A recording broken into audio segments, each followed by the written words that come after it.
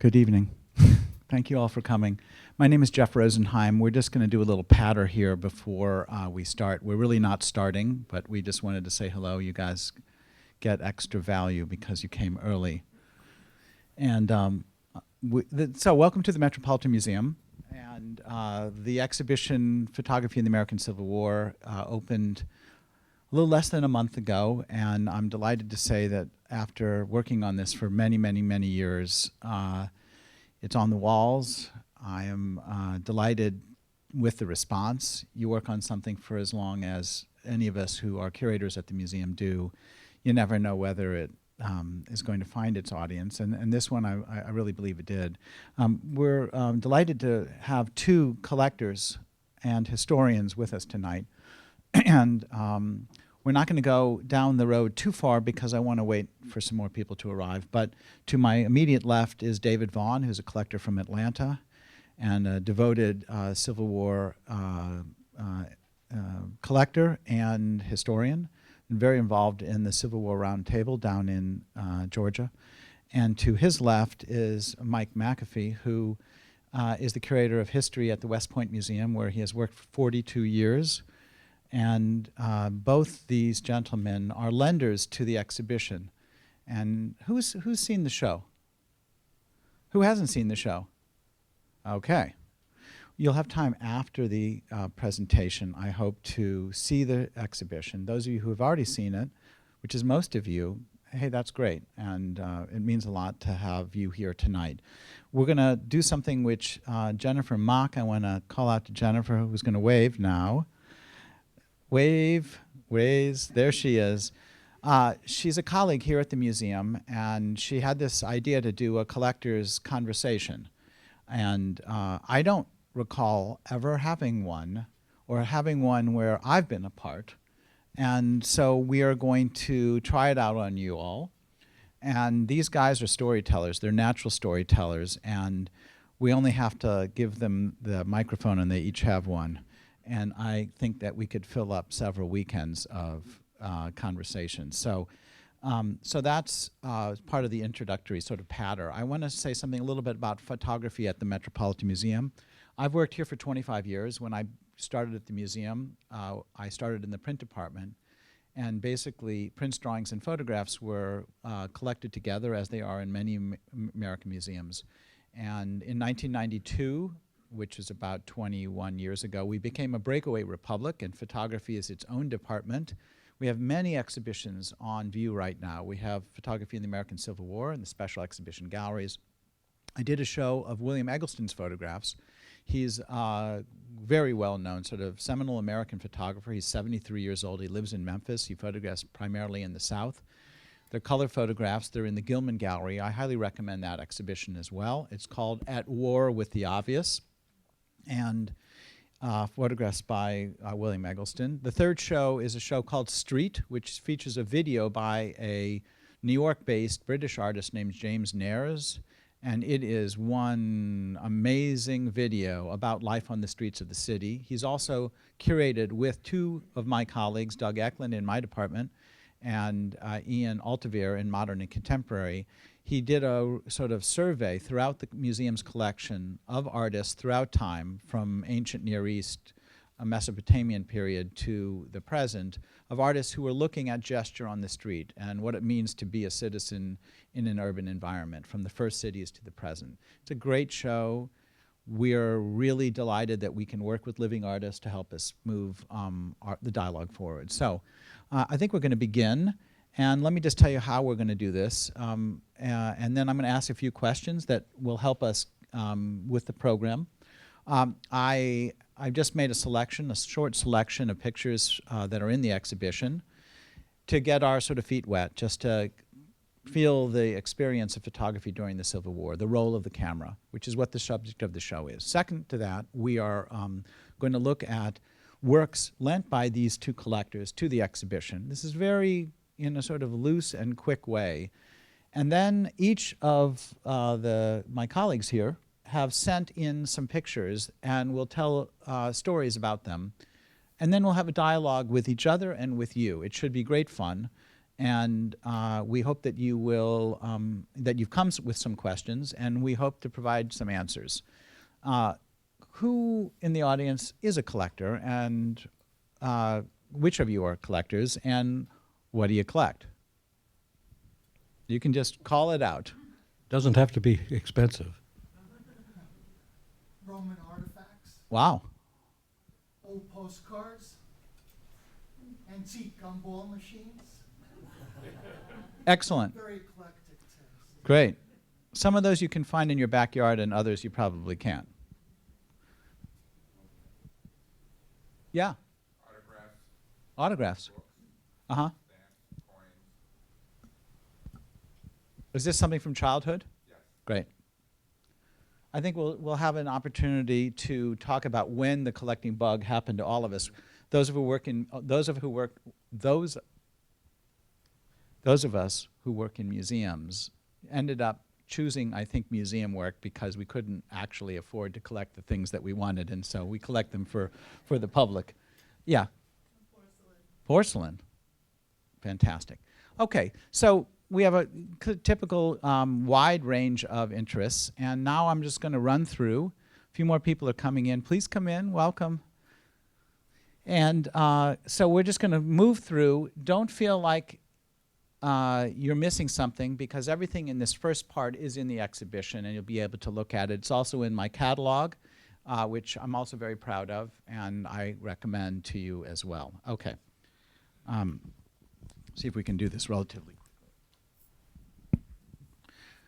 And here we go. So the exhibition looks at photographs that we somewhat know and that we don't know. So this is a typical example of a picture that couldn't be made. It's a battlefield scene, but it's actually a pose picture. At the time of the war, of course, it was very hard for photographers to record movement because there were really no shutters, and the emulsions were too slow to capture those gestures. And so this is a pose picture made by one of the most daring photographers, O'Sullivan. But we also have the camera applying itself to everything. So this is a campaign button. It's a tintype copy of the famous Cooper Union portrait of Lincoln. He's not wearing his beard or his hat, but I think we can recognize him as Lincoln. Jewelry and other items were very common in the period, as it turns out. This is a very rare item, though. These are albumin prints, very small, in a necklace, a Confederate necklace. That's Jefferson Davis and two members of his cabinet. Those are very small beads that are hand-carved from a kind of vegetable ivory.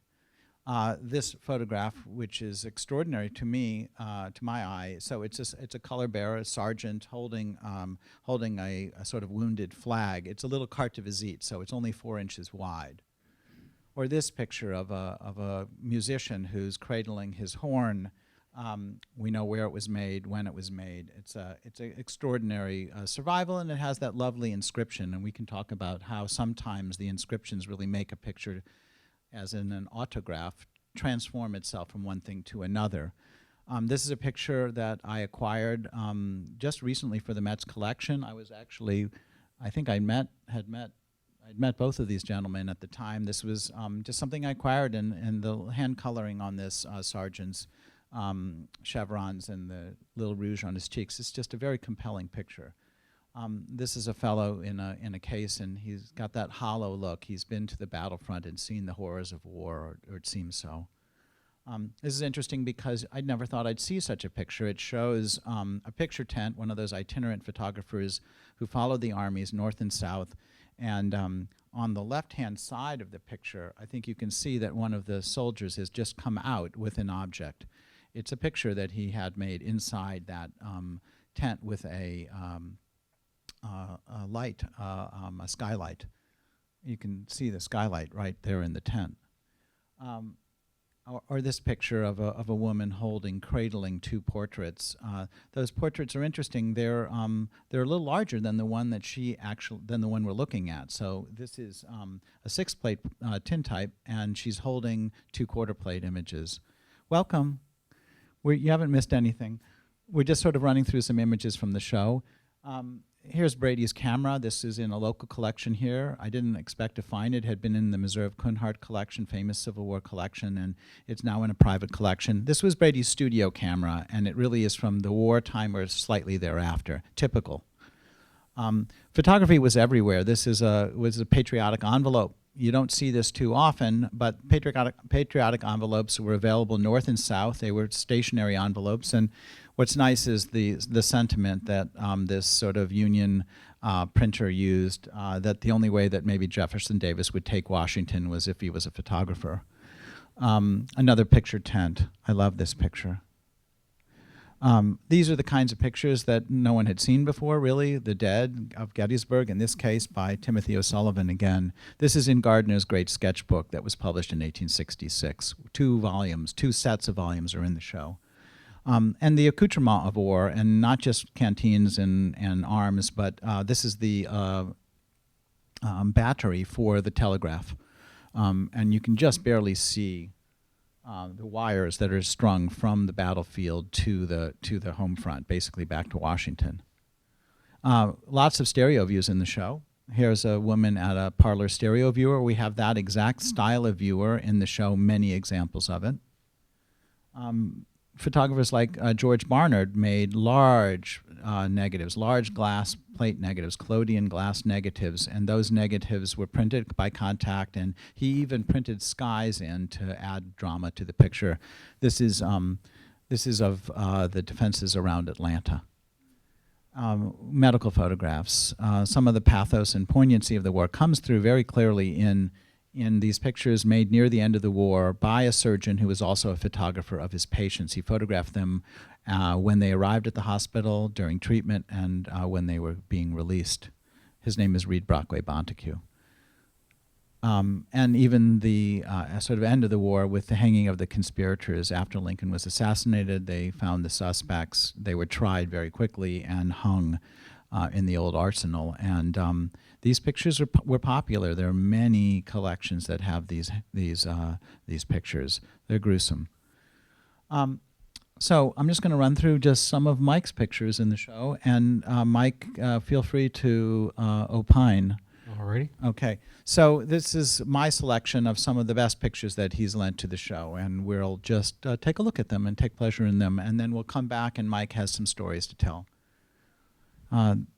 This is a picture that Mike showed me that was made literally 10 days after the firing on Fort Sumter. Right. This is one of the many Brady photographs of the 7th Regiment.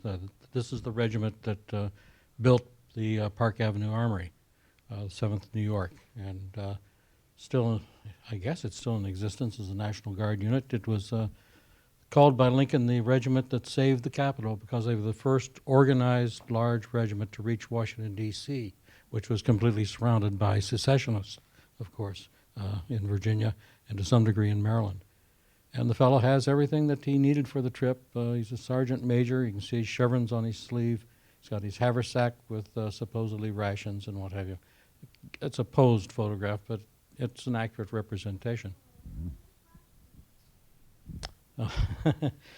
This has become an iconic image of the war. It's reproduced in dozens and dozens and dozens of books, incorrectly identified in each one of them. This Not in mine. No.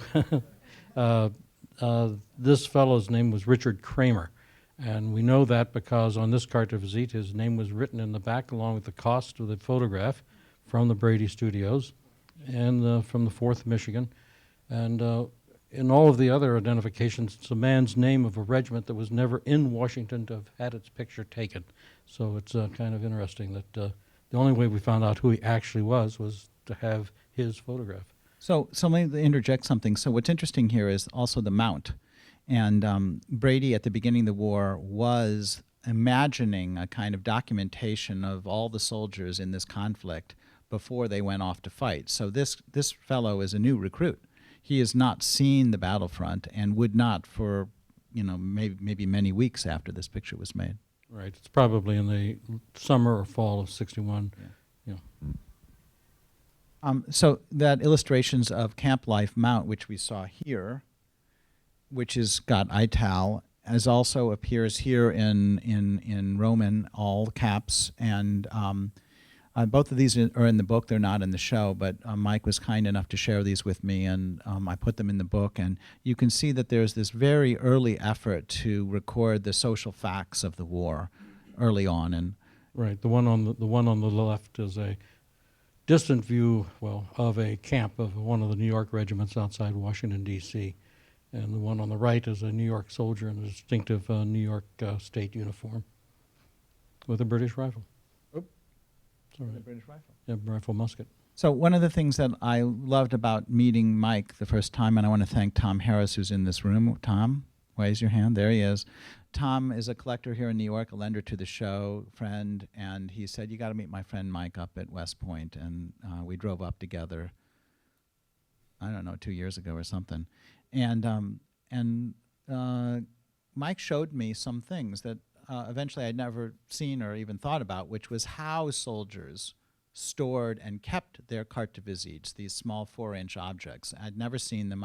Couldn't imagine. And this is just an example. It's in the show, Soldier's Photograph Album. Basically, the photographer was also the vendor of albums and other things to store your pictures. And I got to believe that one of the reasons we have so many surviving pictures is that they were pretty well kept. Right. Well, there's an interesting story from the war. A Massachusetts soldier, I believe it was, at the Battle of Fredericksburg, had his album with him, but he lost it during the battle. It's probably in his pocket and it just fell out. And a month or two later, while they were someplace else, a friend of his heard another soldier from another regiment who had just picked up a group of photographs off the ground start reading some of the names, and that man realized that those were the names of his friends, and they got him together and he retrieved some of these photographs that had been probably picked up by Confederate and then just discarded at some point. Mike can tell many more stories about this, but this is a great thing. You have to wait for the next one. So this is a typical carte de visite. Actually, it's not that typical. It's a very early carte de visite from the wartime. We know a lot about who Commissary Patton was. It's not so important for us right now, but in Mike's collection, there's this picture. That's the back, the verso of it on the left. And notice he's in uniform next to this column in a studio. And then there's this picture, and he is in civilian's clothes. And he was a member of, the same 7th New York, and had evidently worn civilian clothes to scout ahead of the regiment, because when one of the early Massachusetts regiments went through Baltimore, Maryland, they'd been attacked by a mob, and so he went ahead as a scout. They called scouts spies then, to make sure there wasn't some sort of ambush lying in their path. I just don't know of another example in photography of this kind of storytelling. Well, of course, it was a Brady story. It's a good story. This is a oversized carte de visite. They hadn't formulated exactly all the sizes. This is the beginning. The carte de visite had really only been introduced in 1858 to America, and so this is a slightly oversized card. It's not on the illustrations of Camp Life mount, but again, that inscription, Arlington Heights, July 16, 1861, and those of you who know your history know that Bull Run is about to... 5 days off. Yeah, about to happen. Yeah, on the back side, it says that the picture was taken 2 hours before we left camp. Pretty amazing. And this regiment did go to Washington. It's another New York regiment. It's the 8th New York State Militia, again, a New York City, Manhattan regiment. And now cased objects, just a few from Mike's collection. I just want to move us forward a little bit. So Mike's a scholar of many subjects, but he likes the pictures and the units that are Zouave units, and he's published a book, at least one, and these early Zouave units in New York went off to war pretty quickly. Well, this one was raised from the volunteer firemen of the city. It was called the New York Fire Zouaves, and this was their first uniform, which was gray. Gray was a natural color for American soldiers, whether they were North or South. And it's a very nice portrait. That's about all I can say. Richard Avedon has nothing on whoever made this picture. The photographer who photographed our objects for the show and most of the loaned objects made a large print of this, and it's in my office. And she said, put this on the cover of your book. So it turns out we put one of David's pictures on the cover of the book, but she was quite taken with this young man. Here's another Zouave. Okay, and this is another New York City boy. This is a member of the New York Zouaves, formed by Rush Hawkins in 1860, before the war began. And then when the war began, they volunteered and served as the 9th New York Volunteers. This, though, is they weren't really militia. It was just a private club that was military and armed, which was quite common in the 19th century. Yeah. Okay. Thank you, Mike. We're going to come back to Mike in a minute. David. Good evening. This is David Vaughan, and this is the cover of the book. This is a quarter plate ambrotype of the Halkan Brothers, and this is an image I was telling Jeff earlier that I chased for 15 years. And a local friend of mine that's a fellow collector bought this in Monroe, Georgia, and sold it a few years later, and I asked if he would disclose the buyer, and he said he couldn't remember. And so I just forgot about it. I knew it was out there. And through a series of events, I sold an image to an individual in Texas, and through the conversation, he came back later and said, oh, I actually own the picture of the Halkan Brothers. And I was speechless. This thing had been missing, as far as I knew, for 10 years. And I just casually mentioned, we may get into this later as far as being a collector. I just mentioned very softly that if you ever do decide to sell it, I'd appreciate a first right of refusal. And the phone rang a couple of years later, and after about a week of bartering and negotiating, we were able to consummate a deal. And this arrived in my at the office the next day. But it's one of my favorites. It's got a tiny bit of emulsion, mainly from matte abrasion, but it's just a wonderful photograph. Charles, seated on the left, was an officer, and both were in the 38th Georgia, and he was killed leading a charge at the Second Battle of Winchester. His brother was actually at the house. He had been wounded at Gaines Mill and was sent home to recuperate, but he then returned to the regiment and served the remainder of the war. And so one of the reasons I think that the folks that make decisions about book covers here like this picture was that even though everyone could read that they were brothers and they were both Confederates, they've got a dark uniform and a light uniform. And so there's this sort of storytelling within the picture of, were they brothers? Did they fight on different sides? But it's just a very compelling picture, and they're looking to the camera in a very specific way. So let's look at a few more of David's pictures. Pretty much the entire selection of photographs of Confederates come from David's collection, and we'll take a look at them shortly. Oh, this was one of those images that if you only had one Confederate image, this would be the one to have. The New York Times thought that too. They put that on the cover. And as a collector of these images, I'm just the owner of these for a short period of time. I don't really bask in the fact that these are mine. They're really not. That's why I've always shared my images in the proper forum. And these are 4 brothers from Henry County. And I tell you what, if you ever went into a bar and we're talking to one of the brothers and saw the other 3 brothers behind you, you'd be smart to leave. But I'm sure these were nice guys. They all had very large families. Only one brother was killed during the war, and each brother had between 8 and 12 children. So in Atlanta and Metro Atlanta, if you ever meet a Patilla, they're related to one of these men. And this was published in the Atlanta Journal-Constitution one year. And I had a woman call me, and she said, oh, you're not going to believe this. I saw this picture reproduced in a paper, and I looked at it, and the man seated on, if you're looking at it, on the right-hand side with the rifle. I said, that looks just like my boss, John. And then I looked down and saw that his name was the same. And I went in and asked, are you familiar with this picture? And he said, yeah, my great-great-grandfather's seated on the far right-hand side. She said he was a spitting image. And I've been contacted by other descendants or other ancestors. And but he's got a... Send him to New York. Tell him to get up here and come see this show. It's, yeah, we definitely will. Okay. But they have Corsican caps on. These were very popular among the Confederate troops, and many Georgia troops had them, especially the cavalry. You can imagine these particular ones were red and white and had a tassel. And you see that the third from the left, the gentleman has his cap cover and kepi on his leg. And you sometimes later as a collector you look at these and you read too much into things. And I think the photographer simply asked him to take his hat off because Better picture. he couldn't see his face. Yeah. I think it's something as simple as that. Yeah. But the man on the far left has a Confederate hand grenade, so to my knowledge, it's the only photograph of a soldier holding a hand grenade. Very rare image, all with D-guard Bowie knives. So all of that is not, most of what David just told me I didn't know, quite honestly. We've known each other for however long, but I'll tell you something. It came through the picture, all of that history, and the picture editor of the New York Times plucked this out of 238 pictures.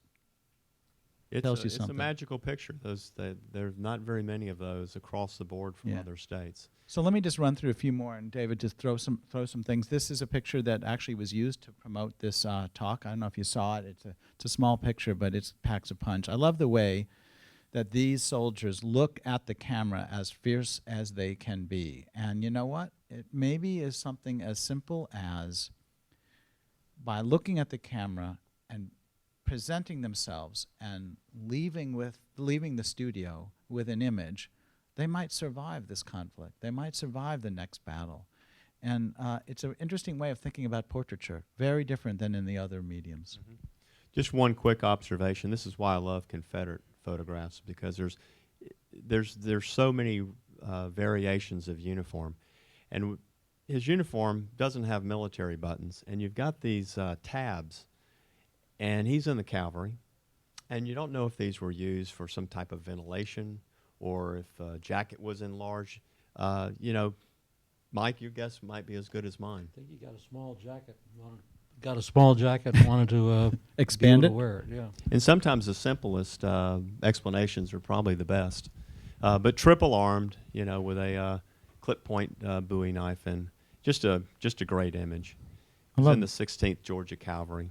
I love this picture. When I wrote about it, I said that maybe the fiercest thing in his arsenal was his stare. I believe that. This great guy. And when you see it in the show, you can see that someone in his family has pinned family hair cuttings. Like you would cut your child's first haircut, and it's a keepsake. And it's a beautiful, beautiful thing. Yeah, I don't know the individual, but it's a massive fighting knife. And these were quickly discarded. This knife, it weighs several pounds. So when you're marching, 10, 15, even up to 20 miles a day, these things were discarded or sent home. It's a picture knife. Yeah, exactly. A lot of these were studio props. Yeah. I don't know why David might have thought I selected this from his collection. I just love it. He's got a raincoat on. It's polished cloth. But underneath it, he's got his winter coat, and it's pooling at his hands. And he's seen a lot. I really like this picture. Yeah, it says, when as a collector, too, you migrate to things that you might think are rare, things you don't see often. And so when you see the subject matter, someone that's really modeling rain gear, you wonder, that's got to be rare, right? Then you start flipping through books to try to find something similar, and you can't. You realize this is probably one of the only images like this that's out there. I mean, it would be similar to having your photograph made today, and you would wear your raincoat. Yeah. I mean, why You would you wouldn't do want it. to do that? You wouldn't do it. But it's an interesting photograph, and he's got a trident on his headgear. Yeah, it's pretty cool. So David doesn't just collect Confederate pictures. Well, this is a young Yankee boy, and he can't be more than 17 or 18 years old. Looks like he's right off the farm. His initials are on the canteen, and you can barely make out Company B underneath. Wearing a 4-button sack coat, but it's just such a poignant photograph, and I loved it. It was one of those ones that sort of found its way to me. I was driving home from the D.C. photo show, looked off of the side of the road, and there were about 20 cars parked with the trunks open.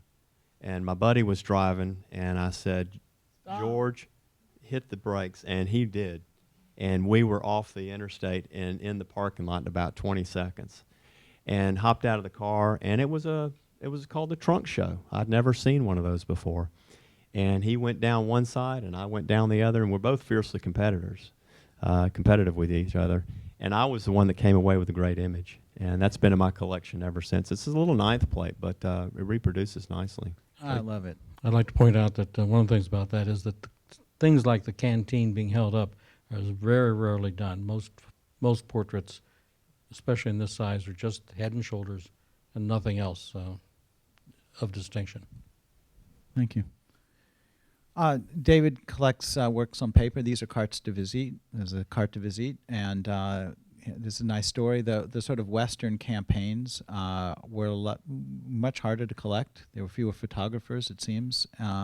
Very important to the war. This is made in Vicksburg, and he didn't last too long either. He died early in the war, 1862. And again, this is just a very, very sharp, clear photograph. I have his family album, so I have pictures of his mother and father. His father and his uncle actually owned an armory in Vicksburg, and they made 40-plus cannon tubes for the Confederacy. I think he was a freshman or sophomore at Princeton. He was a sophomore. Didn't finish his sophomore year at Princeton, and but he was cut down in war at one of the early battles. So this is as rare as it gets. This is a CDV that's made by A.J. Riddle. Riddle was one of the only Confederate photographers that was employed by the Confederate Army. He was an engineer and copied maps. And he was originally in Columbus, Georgia, and then moved to Macon during the middle part of the war until the end of the war. But this most likely is a Georgia captain with his manservant. And you can see how the manservant is sort of pushed to the rear. He's slightly out of focus, and you could tell really by just the sheer composition of the photograph that he's almost a prop. He's just in the background. He's not the important focal point. But and we see it differently today. We're trying to understand that whole relationship between whites and blacks, and he has a Confederate jacket on that's just perfectly tailored. And after I acquired this, I started thumbing through all of the books that I have on Civil War photography, and I couldn't find many African Americans that were wearing a Confederate uniform. And to date, I've only counted 8. So one of 8 known photographs of a African American wearing a Confederate uniform. So, Mike, I'm going to pass the clicker to you. Again, it's the right arrow. And Mike is going to share something that I don't know the story of until he does it, so this is going to be exciting. I wanted to point out that being as old as I am, I started collecting as a high school student in the 1950s, and back then it was really fun. I don't think it's as much fun today as it used to be. That's me, many years and a lot of pounds ago. And what you see there is original.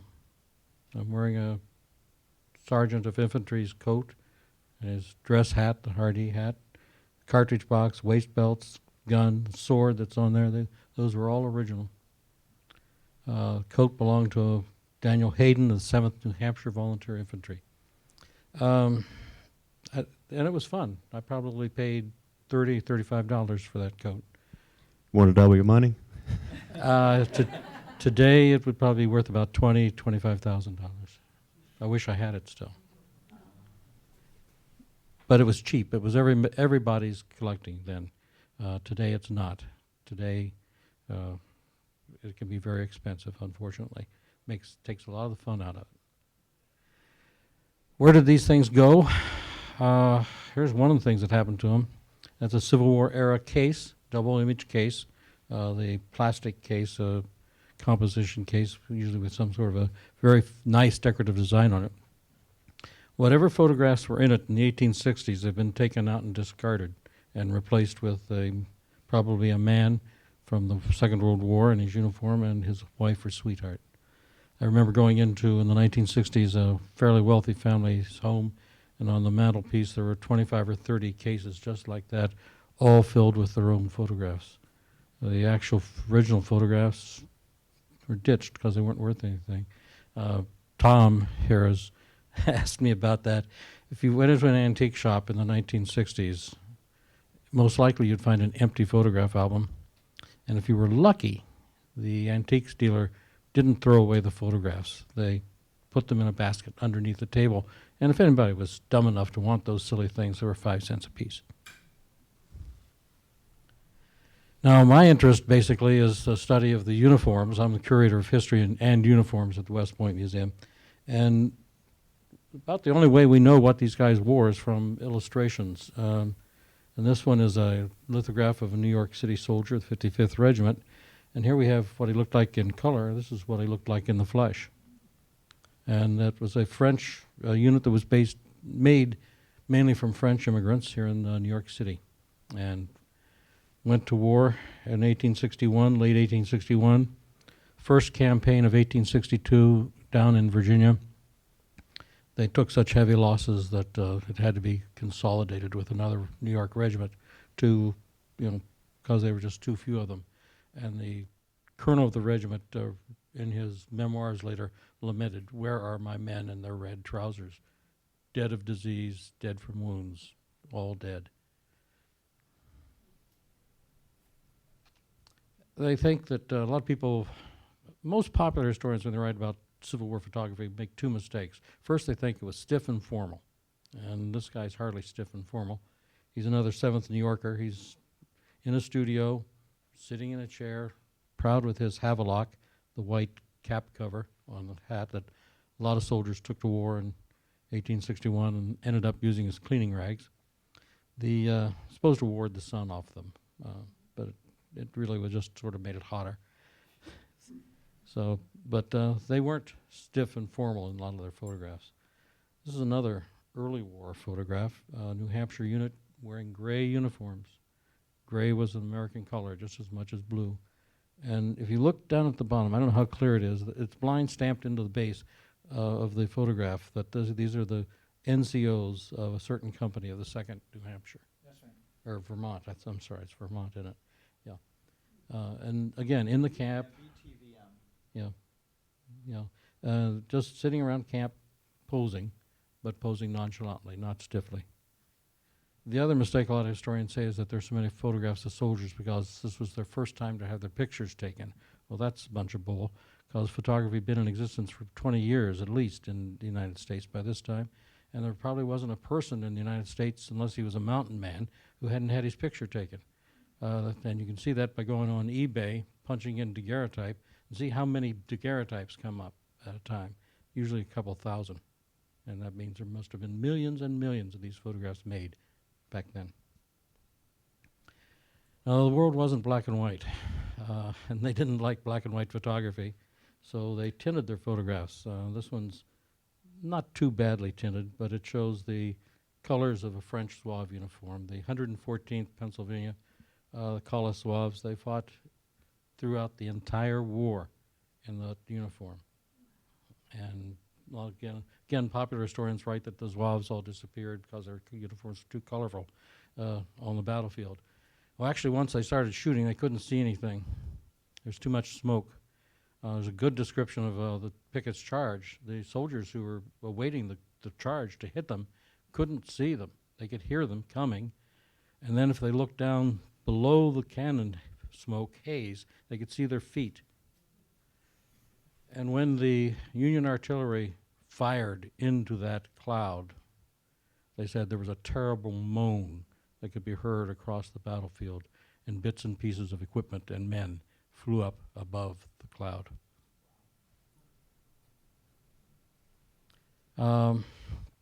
This is another New York City group. It's 69th New York, the 69th New York, that marches every day in the St. Patrick's Day Parade. Colonel Corcoran stands in the middle. The man to his right, our left, bobbled his sword. That's why it looks like he's holding two swords.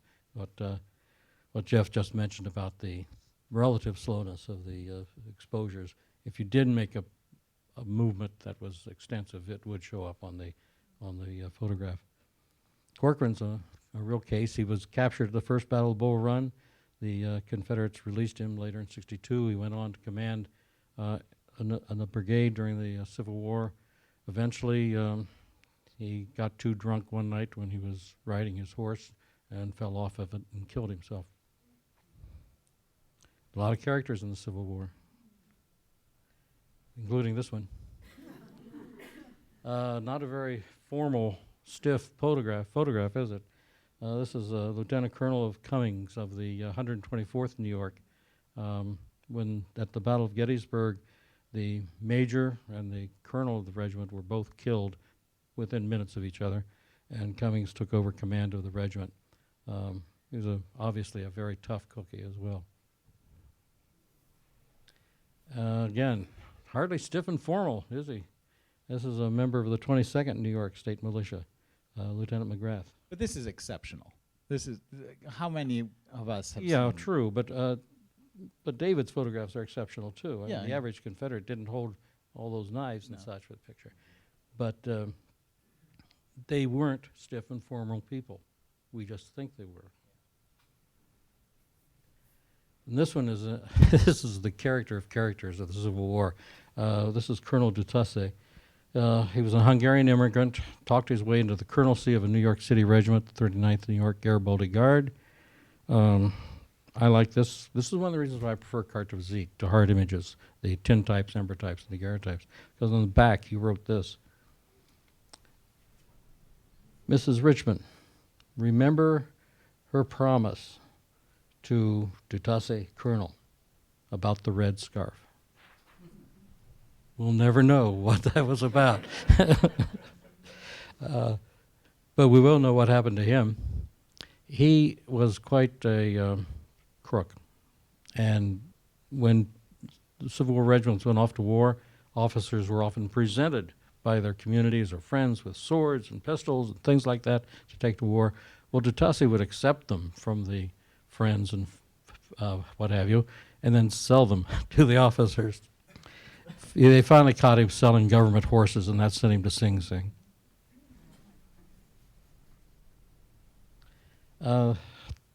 Really can't tell you anything about this young man. He's wearing a uniform that was just like that of the 14th New York Militia from Brooklyn, but he didn't serve with any unit that I could ever find. But he did have a very noble sentiment on the back of his carte de visite. The flag I fight under. Uphold it or perish. Right, the attempt, right. So, but I can't find him as ever having actually served in anything. Now there are other things that my collection is very broad in general, actually, because while my main interest is the uniforms, because that's what I do for a living, I like all aspects of the war. And this woman is Anna Etheridge. She volunteered and joined a Michigan regiment in 1861 and was with it all through the war as a nurse and just someone there to help the soldiers when they needed it. And she was so well thought of and was so brave because she was on the battlefield with the soldiers that she was actually awarded. That is an actual Civil War medal that was created for bravery within the Army of the Potomac. And she was one of 2 women in the Army of the Potomac who received it. The other woman was with the Pennsylvania Regiment, and she was also on the battlefields with the war, with the soldiers. That's in the show. This isn't. This is one of my very favorite photographs because it tells such a story. It is a true American story. This is a man named Joseph Pearce. I don't know what his name was when he was born in China, but he was bought as a servant by a sea captain in Connecticut. His family was evidently starving and sold him and brought back to the United States before the Civil War and raised as a member of that captain's family and took the name Joseph Pearce because of President Pearce at the time and because of the sea captain Joseph.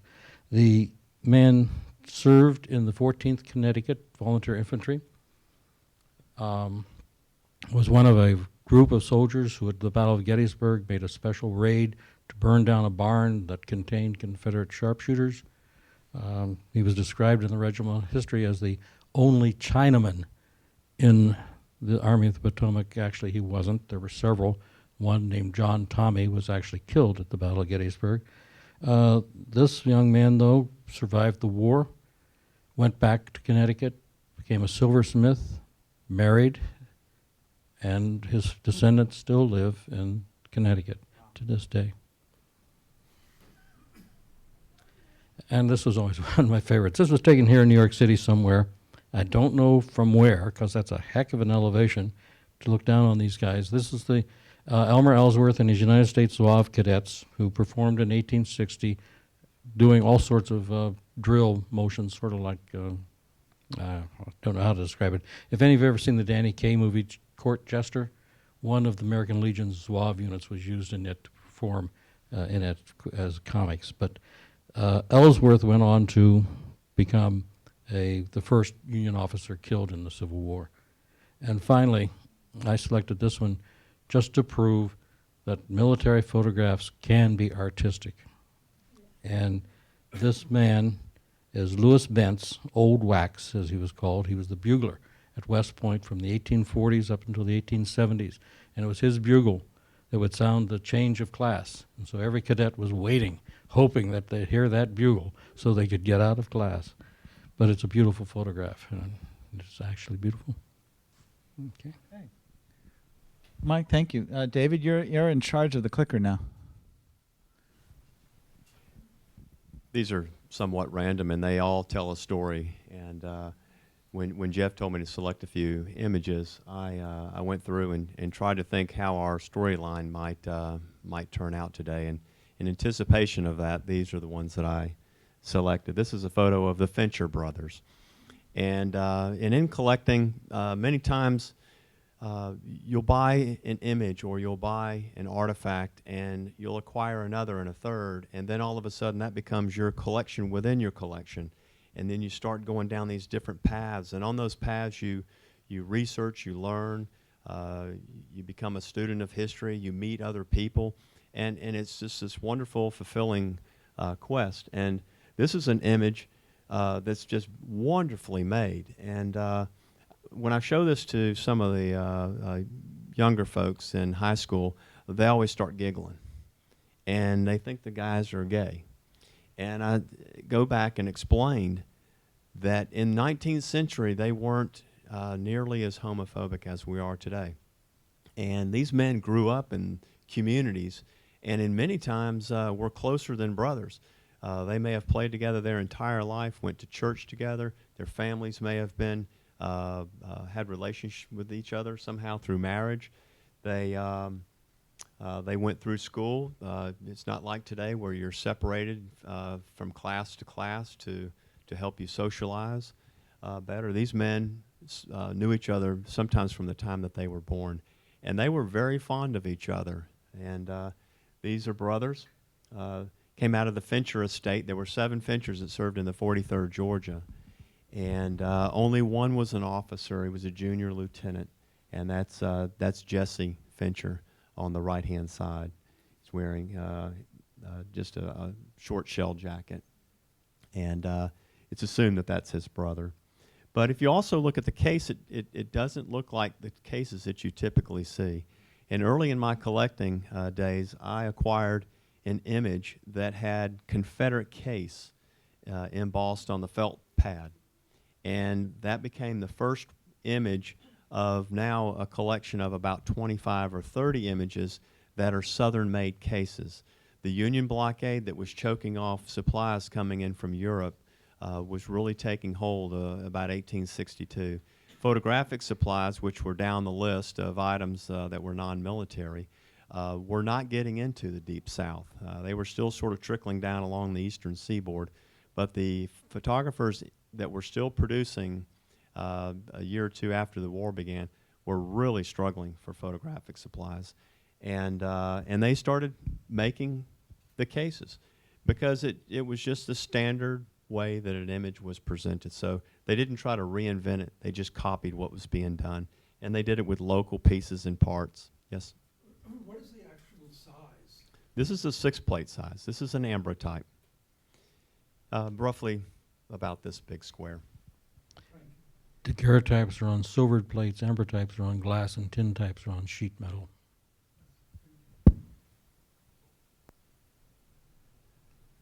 This is the inside of the case. We Conquer or Die has a CS flag and CSA underneath it. This is the first national flag of the Confederacy. This was a stamp. The ink was too heavy on the stamp, so it was used as backing for the image. It was a glass plate negative that was on clear glass, and you have to back that negative with something black to turn the image positive so you can see it. I never knew this was behind that picture. Well, Yeah. even Jeff was learning No, something I'm today. just telling you, this arrived today at about 11:10. This image. So, as a group, this 25 or 30 cases, I have another case with this stenciled motif on the front of it. So now I know the photographer or the cottage industry that was making these made both cases. And there's things that link all of these. And I had a eureka moment about 5 years ago. I bought these two off of eBay. I instantly recognized that they were paper mats. But if you notice, the artist has signed one. That opens up a whole Pandora's box of information. And a fellow collector and author had recently written a book on South Carolina photographers and had a whole slew of information on Charles H. Lenoe from Greenville, South Carolina. And Greenville, South Carolina was not a major junction point. And so many of these images I felt were made by the same photographer. I don't know if the cases were made by him or if he had purchased those, but there were some similarities with the images. And the way that the subjects have their hands posed is unlike any photograph that I've seen by another artist. It almost looks like they had their Polaroid taken and the photographer had a line of men, and as each one came in and sat down to have their portrait made, he said, just stick your hands on your belly or your chest like it has glue on it.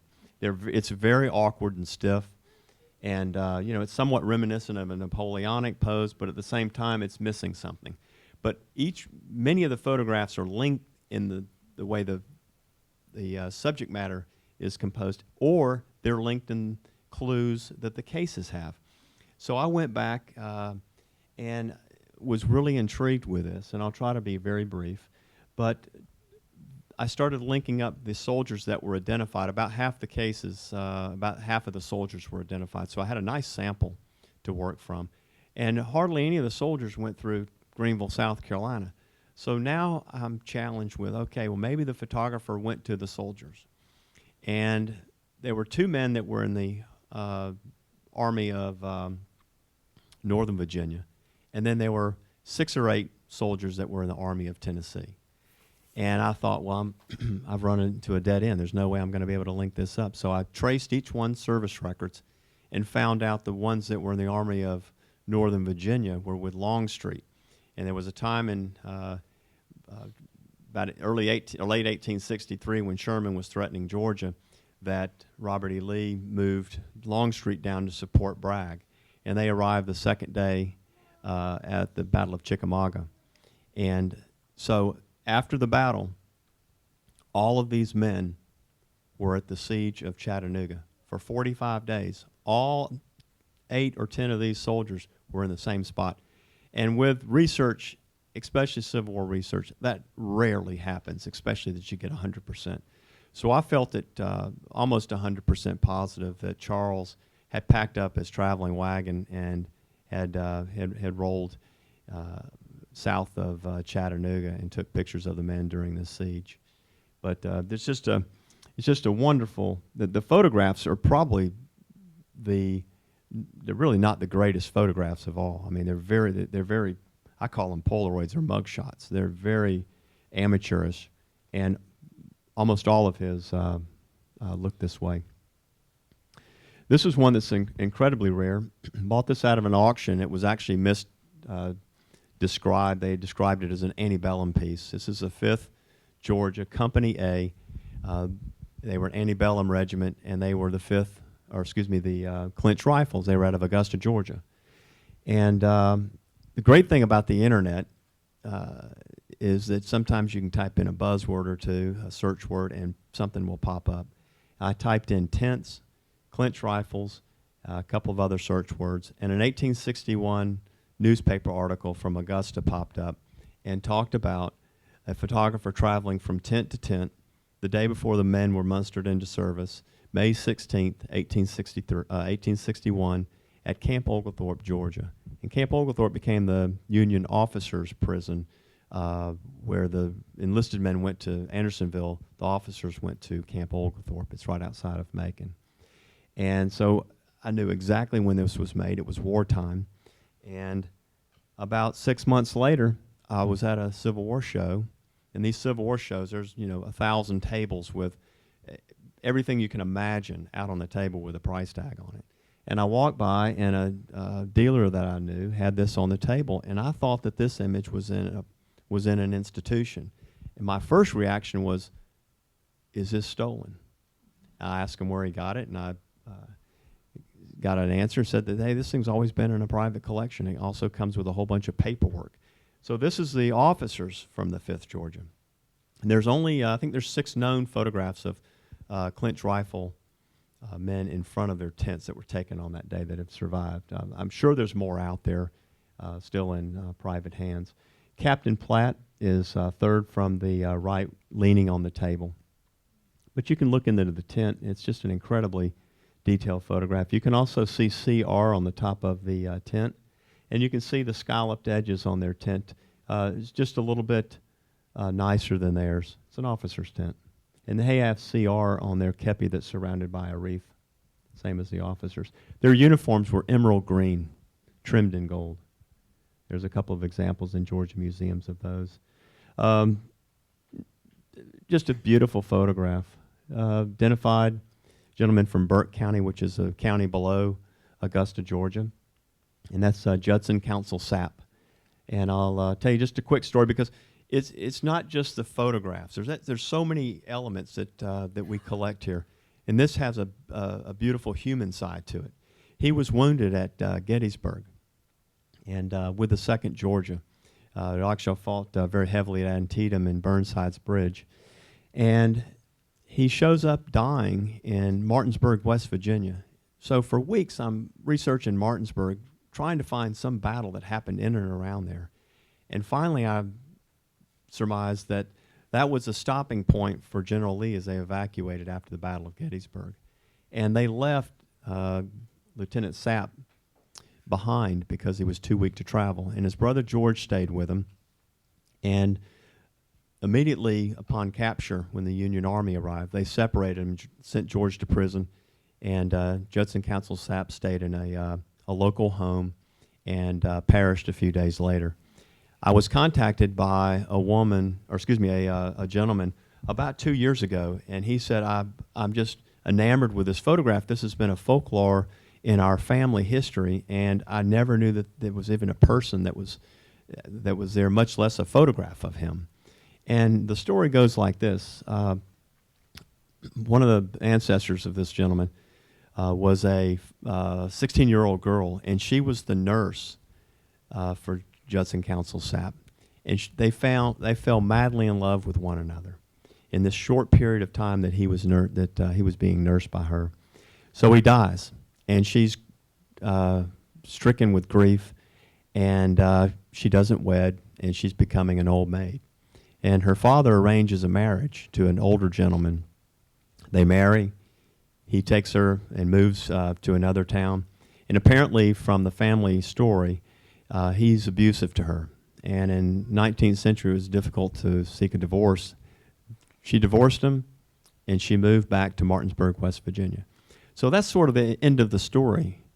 And he lives in another part of the South, and he was researching his family and went back to Martinsburg, West Virginia, to look through this old cemetery.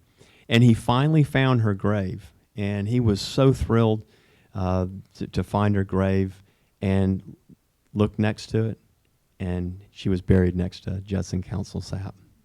So those are the kind of stories that open up when you collect, and those are the human side of the war. It really becomes something that you can study and enjoy. I love the gotcha stories, and as fellow collectors, you know, we're always trying to one-upmanship some of our competitors, and I try to always do it in a friendly way because it can turn if you're not careful. So this is a friend of mine that collects in Athens, Georgia, and he bought this image of this individual, and he was never able to ID it. And it's signed Harry Cook, New Orleans, Louisiana. W.B. Thomas is in the 3rd Georgia. He has it for a good 10 years, and finally he said, David, I've given up on it. I'm going to sell it to you. And C.W. Motes was a photographer in Athens, a very good photographer. And he was also a lieutenant in the troop artillery. So not sure if his studio was open during the war. There's not any advertisement, but there's a lot of photographs of troop artillery members that were taken in Athens. And he was quite prolific, continued to photograph there until about 1872, and then moves to Atlanta and continued his career all the way up to the 1890s. So I went to the University of Georgia in Athens, and I was up one time just driving around. It's a beautiful antebellum town. And I got to an old building, which was actually part of our registration when I was in school there. It's called the Chicopee Building. And I started reading this brass monument, and that's where the Cook and Brother Armory was. And I thought, Harry Cook, Cook and Brother. I wonder. So first thing I did when I got home is I looked up Harry Cook, and he shows up in the 23rd Georgia Battalion, part of Cook's Armory. And so I ID'd him. Of course, I called my friend straight away, and he just is beside himself, you know, that he sold this and that it was staring at him all the time because he knew the story of Cook and Brother Armory. They were from New Orleans, and they had moved the armory to Selma and then up to Athens so they could continue to make weapons. Another great story. He's also from the 2nd Georgia, the same regiment as Judson Council Sapp. And he was killed at the Battle of Gettysburg. And also, I look back, and he's got great history. He's mentioned as trying to rescue Colonel Holmes' body at Burnside's Bridge. Colonel Holmes was shot crossing the bridge. And as you know from that battle, if you're a student of the Antietam, that the Confederate, the 20th and the 2nd Georgia held the Yankees off there and allowed the Confederates to retreat. So they really kind of saved the day. And he was wounded there. And these are the kind of things that later, this is a post-war copy print, and if you look very carefully down here at the bottom, you can see a clip that was used to hold the heart image, which was probably a tintype. And many times when you find post-war copies, I have found that the person died during the war, and a family member wanted a picture of them. Very, very often the case. But it's made in Augusta, Georgia, which was the largest town to Burke County. I just love this one. This is one of those archival images, and it's got just about everything going on there. This was Corporal Howard, and he has a testimonial at the bottom from his commanding officer that he was present during all of the battles. And it also shows that he received a gunshot wound and his ear was shot into at the Battle of Chancellorsville. So it's got everything going on there, and he was a member of Parker's Battery, and you can see he's got cross cannon insignia on his kepi. And the description of him in Parker's Battery history says that he was loquacious and that they're well suited for Army life. And he said that he absolutely loved being in the Army. He loved foraging, which probably, i.e., many loved going out on these details and foraging for food and other items. But he said life was always boring after the war, and you usually don't hear that from a soldier. It's usually quite the opposite. Yes? What's on the upper left? This is more just documentation. That's his writing that he was present for every battle and served throughout the war with his regiment. It's quite a collage of information. Just recently purchased this image, and this, again, shows mainly through networking and through relationships. I remember one of the first letters I wrote before the internet was to Mike McAfee to help me with a uniform and a Zouave uniform, which Mike is one of the experts in the country. And this was one of the, I found it, I bought it from an antique dealer, didn't know anything about it. And you can see on his kepi it says Cal 100, and then it has cross sabers and the number 2 and the letter A. And I just came home and typed in California 100, and up pops a plethora of information. California wanted to participate in the war, but because they were so far, they didn't really send any regiments there. So 100 men volunteered and served in the Massachusetts as the 2nd Cavalry in this is Company A. And so I sent this photograph to the editor of Military Image magazine. He said, well, I know a good friend out in California that's a historian of the 100th California. So I forwarded an image to him, and a few days later, this was all through the mail because he didn't have his email address, I get a phone call. He says, David, I know who this individual is. Says it was a sergeant of the regiment and quite a troublemaker. And he was made private several times. He would rise back up to a sergeant, and then he was made a musician. But he was a real troublemaker, and he said he was about 6'3". And I don't know if it's sometimes hard to tell how tall somebody is, but he's a big man. Got a tall face. But just a beautifully hand-tinted albumin print. That's in a big wall frame. Mike probably will like this one. This is Dure Zouave, just beautifully tinted. You recognize the studio, Mike? I think I've seen it, but I don't remember. Is that in Baltimore? Don't know. It's not marked at all. They were in Baltimore early in the war and had a lot of pictures taken there. With a photograph like this, you have a studio, and that's a signature of this particular photographer. So if there are enough photographs from that particular studio, through the process of elimination, many times you can locate the studio, and that becomes another clue. The one that got away, I recently sold this image. Of course, I wish I had it back, but I was transitioning in jobs, and life comes calling sometimes. So I had to come up with some cash, and this took about 3 or 4 months to consummate the deal. It was a hard thing for me to let go. This is adjutant to General Meade on the left-hand side. That's Charles Peace, and an Osage Indian chief. The name is scratched in on the back, and Charles Peace was sent to the Osage Indians that were living out west to rekindle ties with the Osage, because about half of them sided with the Confederacy and about half with the Union. So he was sent there to make sure that the Indians were satisfied that the war was over and they weren't going to have an uprising. It's very well documented, but you can see the wonderful ponies on his leggings. But in collecting, you have to sometimes let things go, and sometimes it's very difficult. Most of us that collect, we're working as well, and we have to manage our funds, and it becomes a struggle. That's why I wanted to know early on, those of you that are collectors, because it doesn't matter what you're collecting, there's a lot of commonalities between us. And I've had peanut butter and jelly sandwiches for a couple of weeks to make ends meet, but I never regretted the purchase I had. And those are just some of the fun things. And really, I think one of the best things about collecting through the relationships is the people that you meet. And that, for me, has really been the most rewarding part of my collecting career. Wow, you guys really know what you're doing.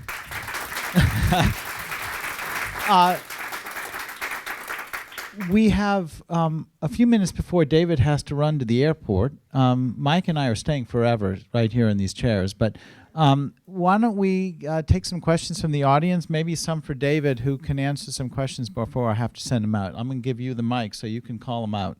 Sure. Yes. How did the Matthew Brady photographs and plates end up with the Library of Congress? Okay. I can probably field that. So Mr. Brady had many bankruptcies during his lifetime. He was very ambitious and tried to do a few too many things than he could, but the photographic legacy is in those negatives. He tried to sell them to the Library of Congress, tried to sell them to the New York Historical Society, and it almost went through. And eventually, to settle debts, they were sold, and they eventually made their way through different channels. Part of it went to his creditor, Ian H.T. Anthony, the distributor in New York. the manufacturer and distributor, and some of it went directly, eventually, to the Library of Congress. There are about 10,000 known Civil War era negatives in different formats that are there, but the story is sort of a sad one because he did believe that he had created this sort of epic narrative of the war, at least from the northern perspective, and they did eventually get there, but it wasn't a direct route. The term Zouave is not familiar to me, and I've seen it describing some paintings in the early part of the 20th century. What is meant by Zouave? It comes from a North African tribe, the Zouawa, and they were recruited into the French army when the French took over North Africa about the 1830s. And eventually the French liked the idea of having these exotic uniforms, that they kicked all the native troops out of the Zouaves and they became Frenchmen. And then they put the native troops in a unit called the Tirailleurs Algériens, who were also called Turcos, and they wore light blue uniforms with the yellow trim. And then, well, it's a long story, but basically they became so famous, there were so many illustrations of them in newspapers, especially in Harper's Weekly, that we copied them. And colorful uniforms is the thing I should. Yeah, blue and red usually. David, two questions. One was the one, I guess the four brothers, and I guess the hats that they were wearing, the one that was taken off. I think you said they were red and white. Were they for symbolic purposes, or were they actually worn on the field? You know, these things are the things that drive us all crazy. These are usually early war uniforms. The Corsican cap was something, again, that came out of the North Africa area. I think its roots would be back along that area. And, yeah, go ahead. It's from Garibaldi's soldiers in Italy when they were fighting, trying to unify Italy, basically. That's, again, in the 1850s, a very popular thing. These caps would actually be worn on the battlefield, or were they? Well, I don't know that the ones that David had were, but they were fatigue caps. They were the sort of thing you wore around camp. Now, the ones of the hats the Patilla brothers were wearing, those are cap covers. So that actually went over a kepi because you can still see the brim of the kepi. I also have examples of fatigue caps, or ones that were worn without the kepi. The other question I had was with respect to were there any kind of photographs that were taken that were posed photographs with Civil War soldiers, Confederates, with like Jefferson Davis as sort of like the standard politician kind of poses? Were they done at that time?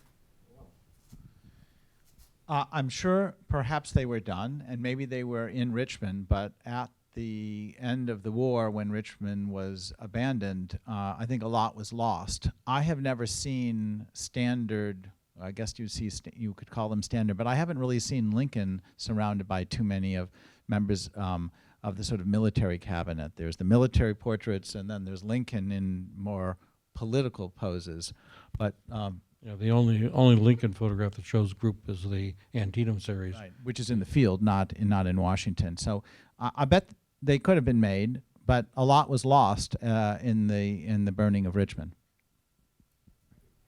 This is perhaps taking Civil War history a little bit into the First World War, but has anybody ever made a study of the tremendous casualties that the Zouaves had at the beginning of the Civil War in those bright uniforms with the terrible, terrible losses that the French army had in August of 1940 with the same stupid uniforms? No, I mean, Well, since you're at West Point. actually, I think that it's more of an urban myth. The French army lost so many, not because of red trousers, because they charged into machine guns, and no matter what, yeah, Vaughan, yes. But for example, at the Battle of Bull Run, there were no Zouaves in red trousers, even though people write that there were. There was one New York regiment that had red trousers, but believe me, that was not enough. The red trousers and the rest, it really didn't matter. Once the smoke, like I said before, once the smoke started going, it didn't matter. So your position. And they took no more extraordinary losses. As a matter of fact, the heaviest losses in the Civil War were the non-Zouave uniforms.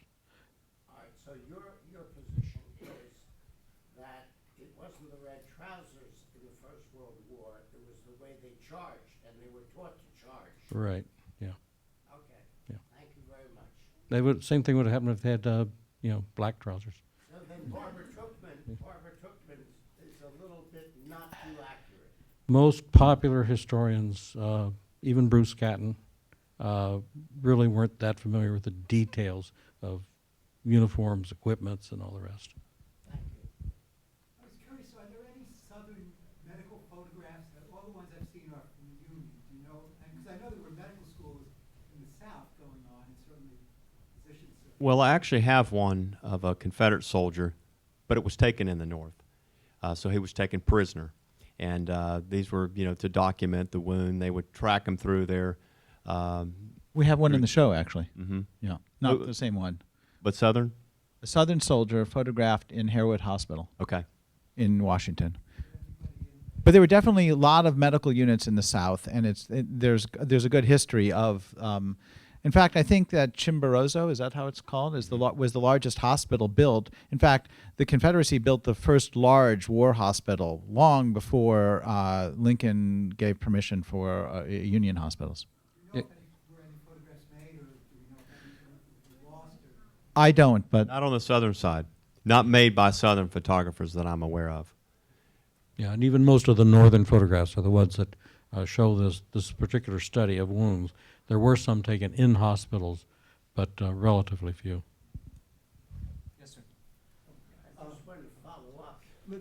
Well, let's let this gentleman ask a question. Just yeah. Thank you.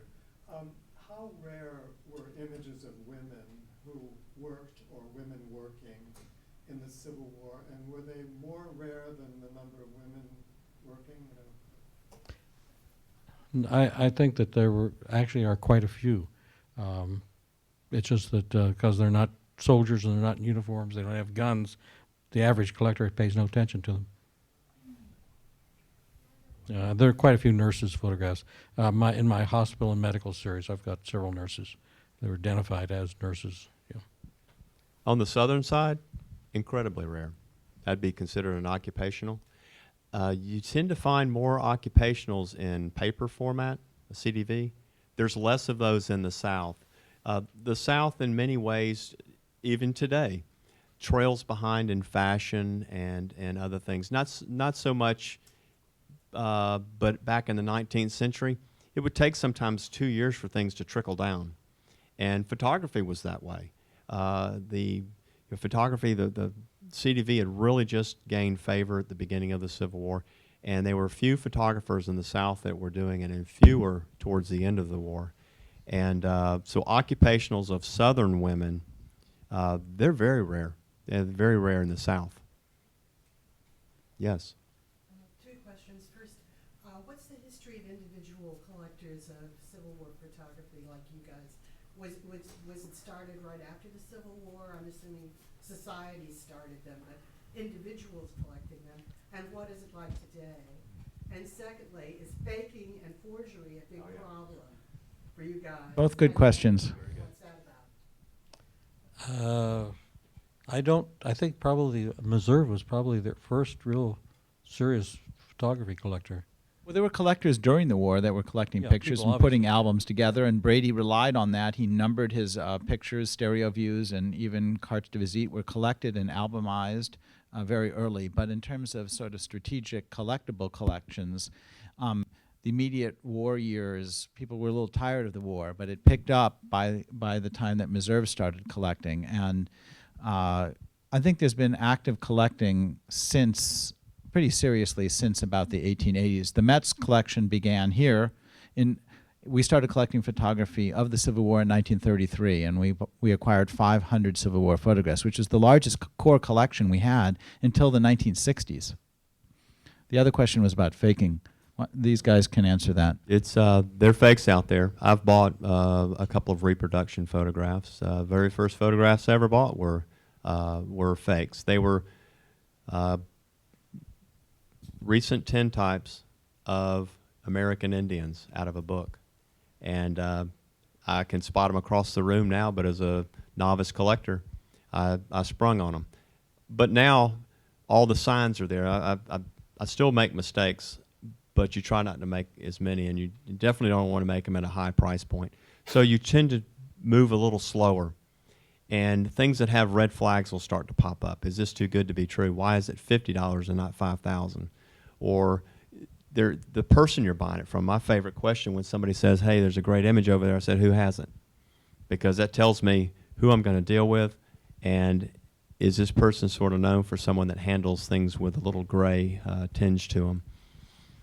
But yeah, they're out there, and as these images continue to rise in price, there are people that with bad ideas and you know the deception to defraud, and it happens all the time. And digital photography has made it easier for them. And digital photography has made it easy for them, and also the renewed interest in reenactment. And part of every reenactment corps or regiment is a tintype photographer who follows the reenactors, and But they don't have the same look. no, they don't. But here, when they don't have the same look. But a good reenactor photographer, in an old case, picture tintype in an old case on eBay, when you're not looking at it, looks pretty good. Yeah, there are always there are always fakes on eBay, always. But go back to reenactors. I just said last weekend at a meeting that the trouble with most reenactors is they're 20 years too old and 50 pounds too heavy. Yes. Concerning the subject of fakes, they say that a lot of the battle scenes, not talking about firing the guns, but after the battle, and I think it's John Stanley Gardner would go out into the field and he would arrange the bodies for us to get Yeah. a particular image. So it's an authentic photograph, but is it an authentic image? Right. Good question. So it's true that photographers, including Alexander Gardner, who made at least 2 pictures of the same body in different locations. There's a lot of writing about that. Even Susan Sontag and many of my fellow historians have written treatises on why the body was moved and why Gardner did this. If you look at my book, I highly recommend it, you'll see a good portion of a chapter on this very subject. And they were definitely offering props to the dead, a rifle, a cup, a canteen. And they may have, in maybe 2 instances, photographed a body in 2 different locations. Neither of them are fake. Bodies were being moved every day after the battle, after every battle. They were being moved by the burial detail for burial. And photographers photograph what is there. I don't think they would have picked up a body and moved it 40 yards uphill to pose a picture. That's my opinion.